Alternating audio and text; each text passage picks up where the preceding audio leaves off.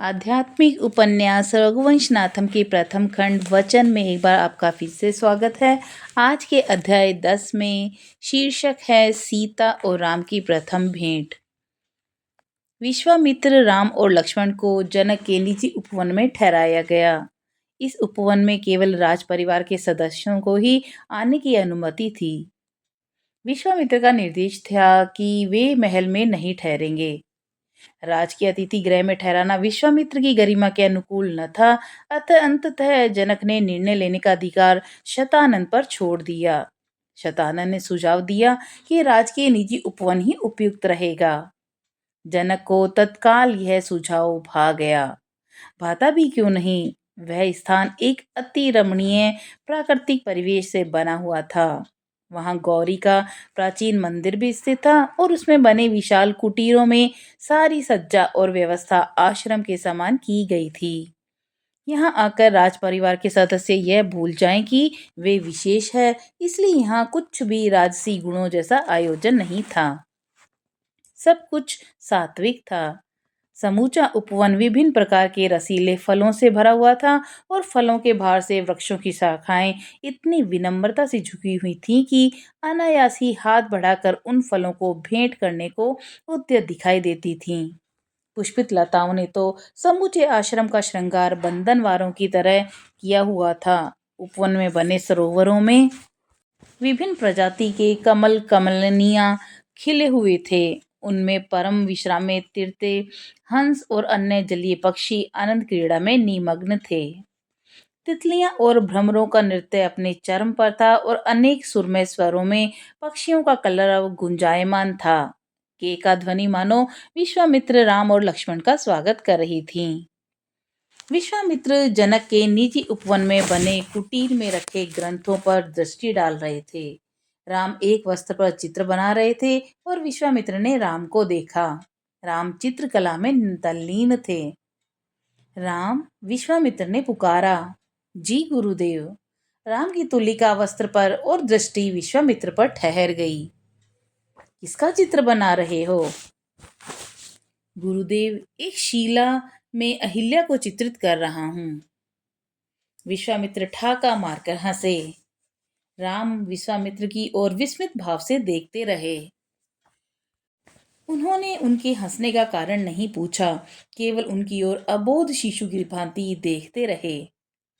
राम अपनी हंसी को बहुत कठिनाई से थामते हुए विश्वामित्र बोले, कहीं ऐसा न हो कि तुम्हारा यह चित्र संसार में इतना प्रचलित हो जाए कि लोग यह समझने लगें कि गौतम के शाप से अहिल्या सचमुच ही पत्थर की शिला बन गई थी। उनके शिला होने में कोई कमी भी तो नहीं रह गई थी गुरुदेव। वर्षों संसार से बहिष्कृत जीवन जीना और वह भी बिना किसी उपालंब के। कोई प्रश्न नहीं, कोई स्पष्टीकरण नहीं। कितना निर्दोष चित्त है अहिल्या का। अप्रतिम बाहरी और आंतरिक सौंदर्य से संपन्न। कोई आवरण नहीं, जैसी है वैसी स्वयं को प्रकट कर रही है। तुम गौतम के स्थान पे होते तो राम तुम क्या करते? विश्वामित्र का स्वर गंभीर हो उठा। उन्होंने ग्रंथों में एक ओर रख दिया और राम की ओर देखने लगे। क्षमा कीजिए गुरुदेव, ऐसे प्रश्नों के उत्तर तत्काल नहीं दिए जा सकते कि उनके स्थान पर यदि मैं होता तो क्या होता। कोई भी एक घटना सदा एक समान परिणाम चित्त पर नहीं छोड़ती। उसके लिए व्यक्ति की उस समय की भावदशा, तात्कालिक परिस्थितियां, उसका चरित्र, उसका स्वभाव इत्यादि अनेक सूक्ष्म बातें मिलकर एक निष्कर्ष पर पहुंचती हैं। इसलिए इसका सटीक उत्तर देना इतना सरल नहीं है।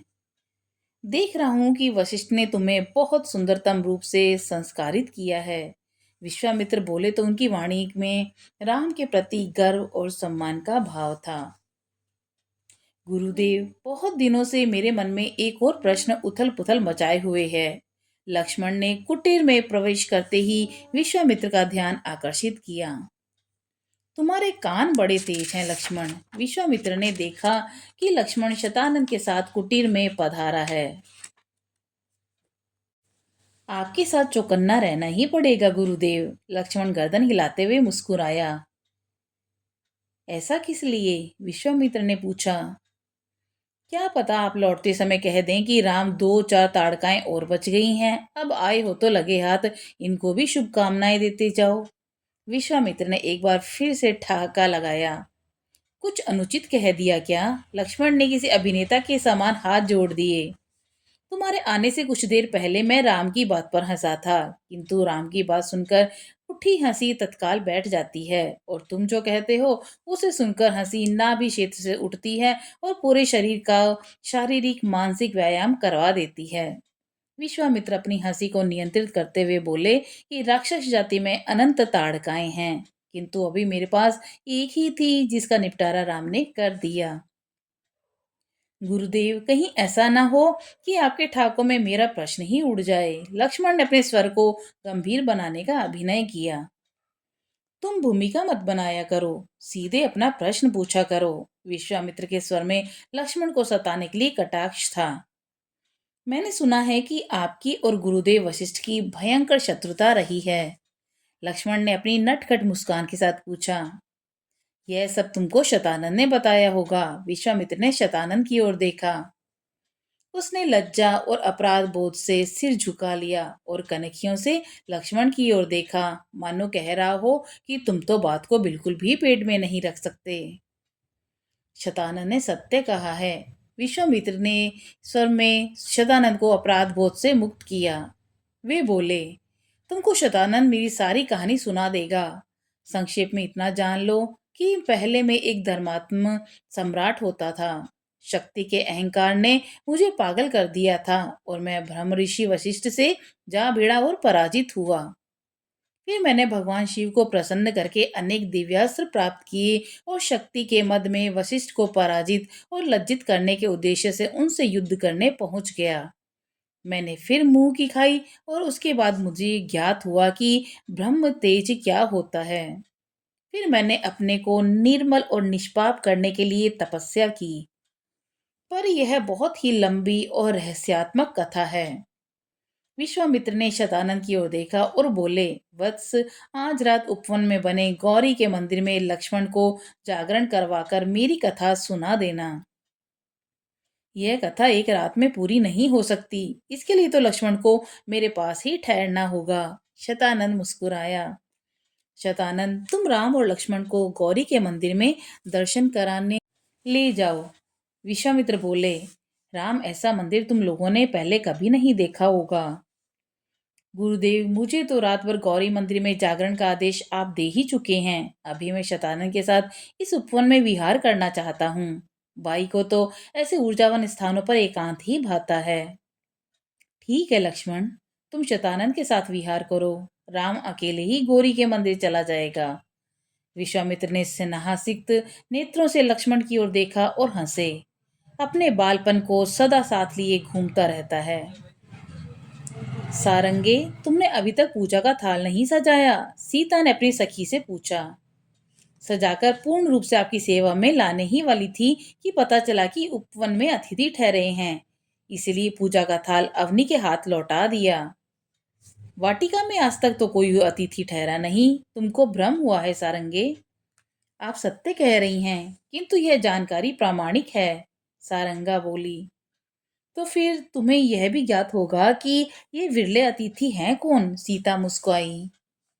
ब्रह्म ऋषि विश्वामित्र पधारे हैं, सारंगा बोली। ओह, तब तो हमारी वाटिका कृतार्थ हुई।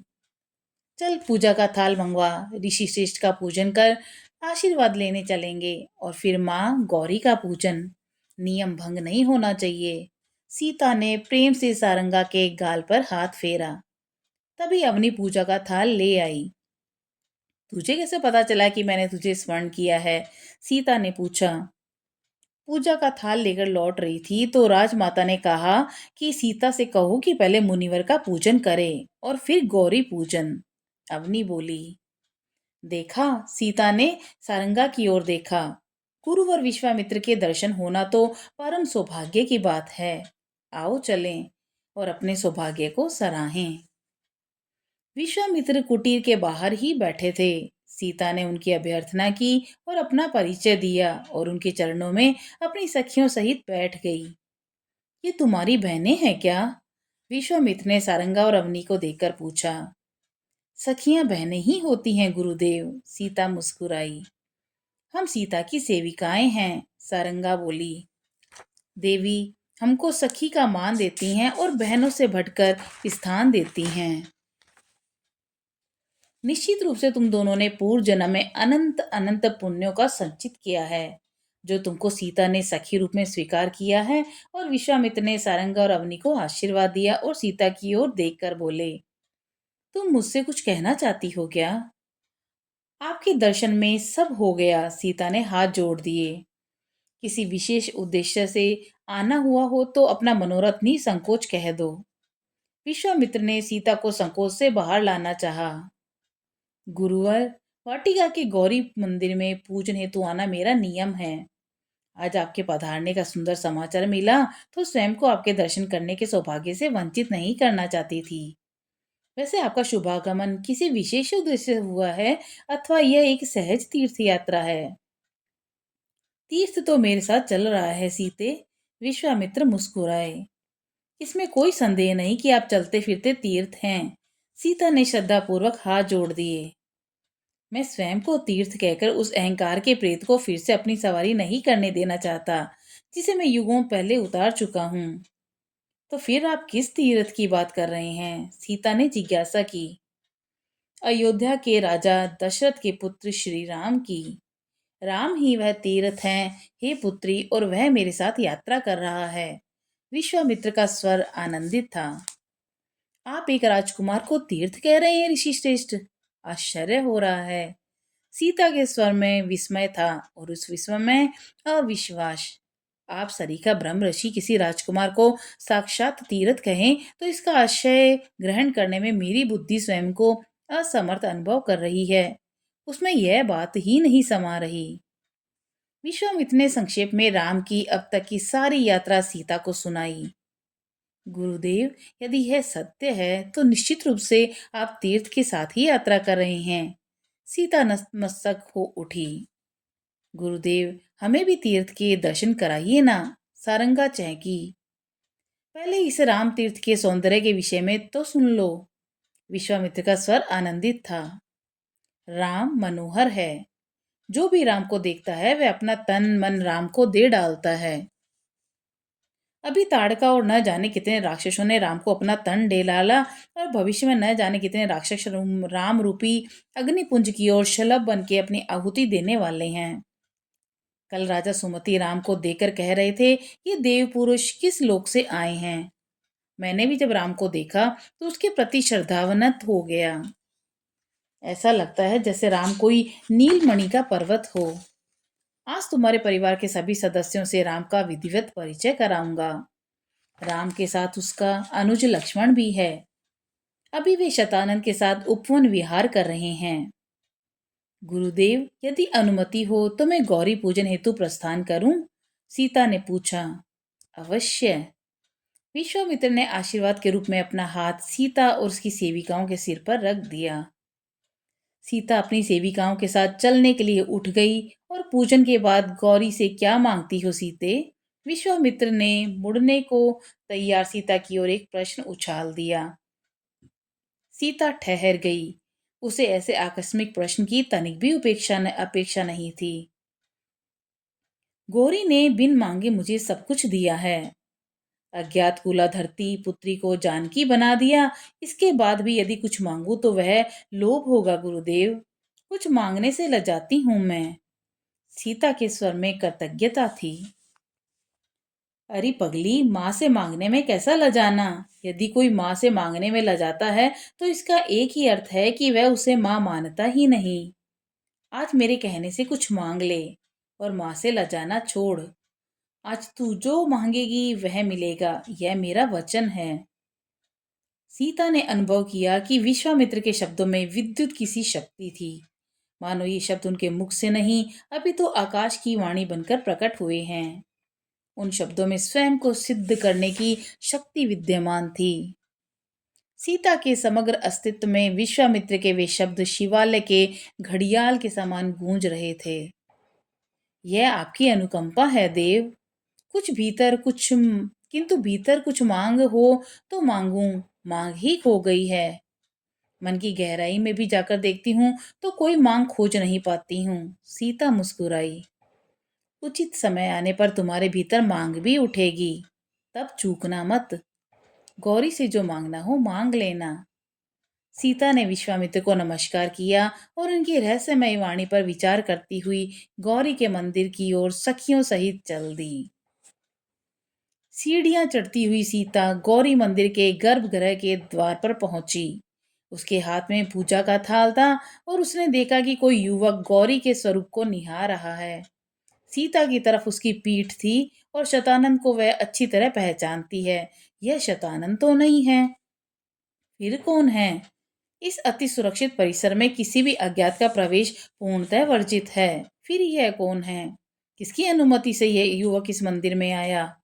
यदि शतानंद ने गुरुकुल के किसी युवा पुरोहित को भेजा होता तो उसकी पूर्व सूचना सीता को तो अवश्य ही होती, और वह पुरोहित सबसे पहले सीता से मंदिर की व्यवस्था संबंधी निर्देश प्राप्त करता और उसके बाद मंदिर में प्रवेश करता। यह मंदिर और इसका उपवन सीता के दिशा निर्देशों में सजता और संवरता है। इसमें ध्यान रहित ऊर्जा वाले किसी भी मनुष्य का प्रवेश वर्जित है। सीता के पग जिज्ञासा में आगे बढ़े। उस युवक ने मंदिर का घंटा बजाया और गौरी को प्रणाम किया और मुड़ा। मुड़ते ही सीता की दृष्टि उस युवक के गुरुत्वाकर्षण से बंध गई और देवी इच्छा से अनायास ही उसके अधर धीरे से पुकार उठे, राम। विश्वामित्र से विदा लेने के बाद राम उसके मन मस्तिष्क में कहीं नहीं थे।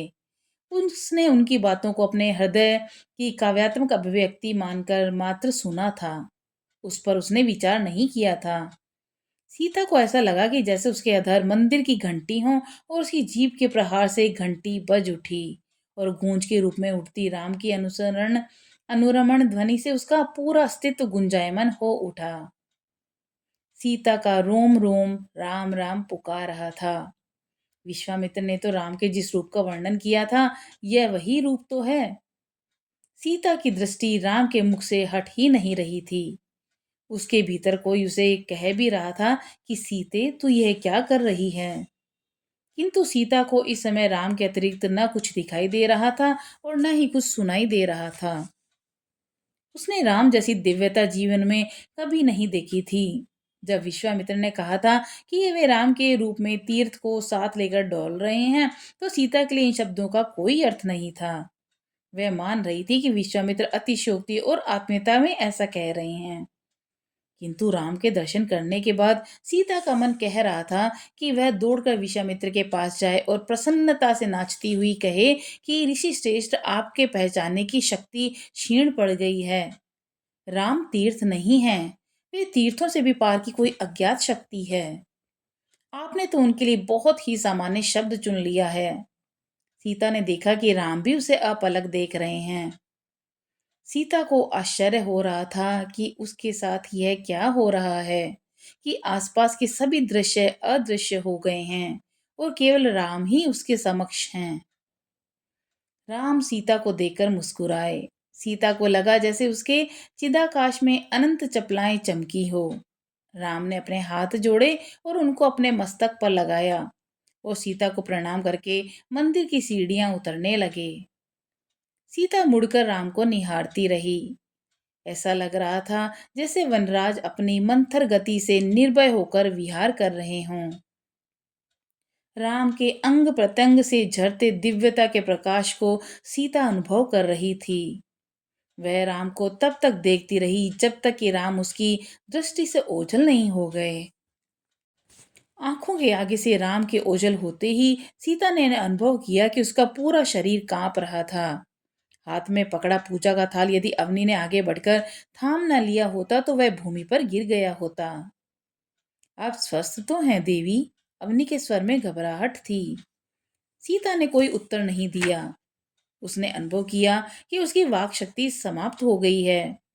उसने अवनी के हाथ से पूजा का थाल लिया और मंदिर के गर्भगृह में प्रवेश करने से पहले सारंगा और अवनी को बाहर ही रुकने के लिए सांकेतिक आदेश दिया। मंदिर में प्रवेश करते ही गौरी की प्रतिमा के सम्मुख बैठते ही जैसे सीता के भारी हुए हृदय के पीछे ठहरे रुदन की ऊर्जा को मार्ग मिल गया। वह बिना किसी दुख के गौरी के सम्मुख फूट फूट कर रोती रहीं और रोते रोते उनके सम्मुख वहीं पड़ गईं। उसे गौरी में भी राम दिख रहे थे। उसकी आंखें किसी मद के प्रभाव जैसे भारी होकर बंद हो गई थीं। बंद आंखों में उसे विश्वामित्र का हंसता हुआ मुख दिखाई दिया। वे कह रहे थे कि आज मेरे कहने से गौरी से कुछ मांग ले और मां से लजाना छोड़ दे। आज तू जो मांगेगी वह मिलेगा, यह मेरा वचन है। सीता ने किसी प्रकार अपनी आंखें खोली और गौरी की प्रतिमा को देकर बोली कि माँ, आज तक तुमसे कुछ नहीं मांगा, आज भी नहीं मांगूंगी। तू माँ है और तुझसे क्या मांगना। माँ को तो अपनी संतान की प्रत्येक मनोकामना ज्ञात होती है। नहीं माँ, मैं तुमसे कुछ ना मांगूंगी। मेरे मन में पहली बार कोई कामना उठी है। ऋषि श्रेष्ठ विश्वामित्र की आज्ञा से मैं अपनी वही कामना आपको अर्पित कर रही हूँ माँ। आप तो दात्री हैं, क्या नहीं घर तेरे। तू चाहे तो क्या नहीं हो सकता। आज मैंने कुछ चाहा है, मेरी इस चाहना के रेखा चित्र में तू रंग भर दे, इसमें प्राण डाल दे। मेरी इस कल्पना को तू साकार कर दे। सीता ने अपना सिर गौरी के चरणों पर टिका दिया। सीता को लग रहा था कि जैसे वह जन्म जन्मांतरों से रोई ही नहीं है। वह अनंत काल तक रोना चाहती थी। वह तो केवल रोना ही जाना चाहती थी और वह चाहती थी कि उसकी आंख के आंसू गंगा के समान सदा बहते ही रहें। चाहे सुख हो या दुख, उसकी अश्रुधारा कभी थमने का नाम ही न ले। राम को एक दृष्टि भर देखने के बाद उसके भीतर ऊर्जा का ऐसा महाविस्फोट हुआ था कि वह अपनी अभिव्यक्ति को आंसुओं के माध्यम से अभिव्यक्त करना चाह रहा था। इस समय सीता का पूरा अस्तित्व राम के नाम से गूंज रहा था और राम का मुस्कुराता श्रीमुख उसके नयनों में बसा हुआ था। उस भावाविष्ट अवस्था में उसके मुख से केवल एक ही शब्द बार बार झर रहा था, राम राम राम। उसका रोआ रोआ मोर बनकर सतत एक ही पुकार मचाए हुआ था, राम राम राम।